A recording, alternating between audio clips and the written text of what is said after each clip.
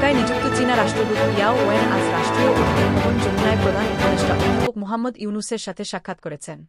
বৈঠককালে তারা প্রধান উপদেষ্টার সাম্প্রতিক চীন সফরের ফলাফল পর্যালোচনা করেন এবং বাংলাদেশ চীন সহযোগিতা ত্বরান্বিত করতে পরবর্তী পদক্ষেপগুলো তুলে ধরেন। উভয়পক্ষ অবকাঠামো, বাণিজ্য, স্বাস্থ্যসেবা, শিক্ষা এবং সংস্কৃতিসহ বিভিন্ন ক্ষেত্রে আলোচনাকে কার্যকর প্রকল্পে রূপান্তরিত করার জন্য যৌথ প্রতিশ্রুতি ব্যক্ত করেছেন।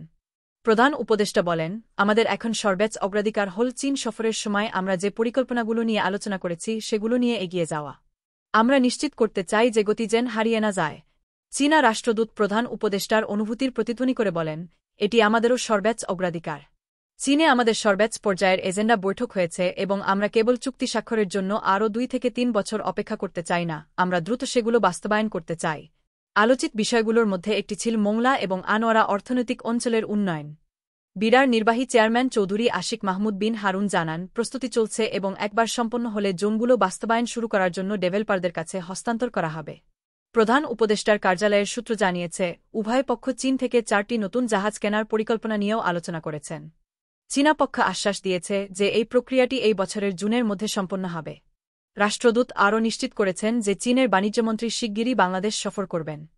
তার সাথে বিনিয়োগকারীদের 100 সদস্যের প্রতিনিধিদল থাকবেন নতুন বিনিয়োগের সুযোগ অন্বেষণের লক্ষ্যে।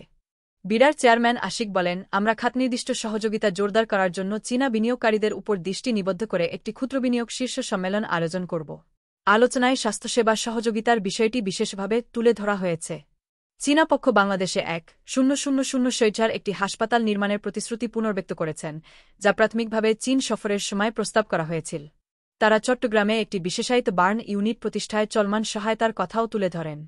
চীনা রাষ্ট্রদূত জানান, কুনমিং চট্টগ্রাম সরাসরি ফ্লাইট চালু করার জন্য অগ্রগতি হচ্ছে এবং বাংলাদেশি রোগীদের জন্য চিকিৎসা ভিসা দ্রুততর করার প্রচেষ্টা চলছে।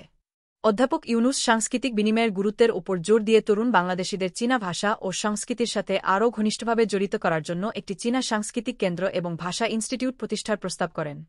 উভয় পক্ষ তিস্তা নদী ব্যবস্থার কাজসহ জল ব্যবস্থাপনার উপর দীর্ঘমেয়াদী 50 বছর মেয়াদী মাস্টার প্ল্যান চালু করার প্রতিশ্রুতি পুনর্ব্যক্ত করেন।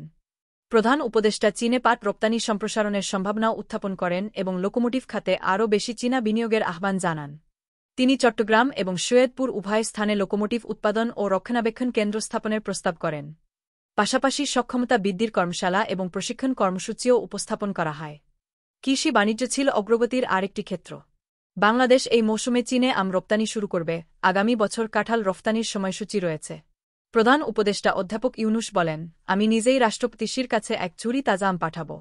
বৈঠকে আরও উপস্থিত ছিলেন পররাষ্ট্র উপদেষ্টা তৌহিদ হোসেন, জাতীয় নিরাপত্তা উপদেষ্টা খলিউর রহমান, বিআইডিএ চেয়ারম্যান আশিক মাহমুদ বিন হারুন, প্রধান উপদেষ্টার বিশেষ সহকারী ফয়েজ তাইয়েব, মুখ্য সচিব সিরাজউদ্দিন মিয়া এবং এসটিজি সমন্বয়কারী লামিয়া মোরশেদ।